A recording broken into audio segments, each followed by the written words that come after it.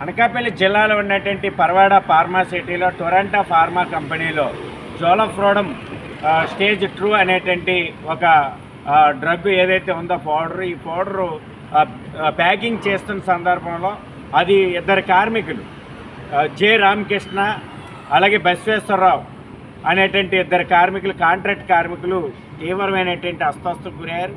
అపస్మారక స్థితిలోకి పోతే విశాఖపట్నంలో ఒక ప్రైవేట్ ఆసుపత్రికి చికిత్స నిమిత్తం తరలించారు. అందుకని దీని మీద సమగ్రమైన విచారణ చేయండి. ఏదైతే భద్రతా పరికరాలు లేవో భద్రతా పరికరాలు సక్రమంగా ఉపయోగించకపోవడం వల్ల ఈ టొరంటో ఫార్మాలో భద్రతా పరికరాలు ఇవ్వకపోవడం వల్ల సరైనటువంటి నాణ్యమైనటువంటి మాస్కులు ఇచ్చి ఉంటే ఈ రకమైనటువంటి పరిస్థితి ఉండదు. కాంట్రాక్ట్ కార్మికులు ఈరోజు హాస్పిటల్లో చాలా తీవ్రమైనటువంటి ఇబ్బందుల్లో హాస్పిటల్లో చికిత్స పొందుతూ ఉన్నారు. అందుకని భద్రతా ప్రమాణాలు పూర్తిగా గాలికి వదిలేస్తున్నటువంటి యాజమాన్యాల వలన కార్మికుల యొక్క జీవితాలు అతలాకుతలం అవుతూ ఉన్నాయి. తీవ్రమైనటువంటి ఇబ్బందులు ఎదుర్కొంటూ ఉన్నారు.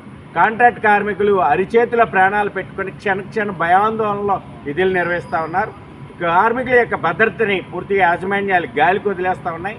కార్మికుల యొక్క జీవితాలు ఒక్క మాటలో చెప్పాలంటే యాజమాన్యాలు చెలగాటం ఆడుతూ ఉన్నాయి. అందుకని జిల్లా కలెక్టరు జిల్లా అధికారి యంత్రాంగం వెంటనే విచారణ చేసి చర్యలు చేపట్టాలని ఈ పరిశ్రమలో ఏదైతే అపస్మారక స్థితిలోకి వెళ్ళినటువంటి రామకృష్ణ బసవేశ్వరరావు అనేటువంటి కార్మికులు ఇద్దరికి సరైనటువంటి నాణ్యమైనటువంటి మెరుగైనటువంటి వైద్య సేవలు అందించి వాళ్ళిద్దరినీ కోలుకునేటట్లుగా చర్యలు చేపట్టాలని ఇలాంటి ఘటనకు కారణమైనటువంటి యాజమాన్యం మీద క్రిమినల్ చర్యలు తీసుకోవాలని pharma city staff and workers union CITU demand చేస్తాం.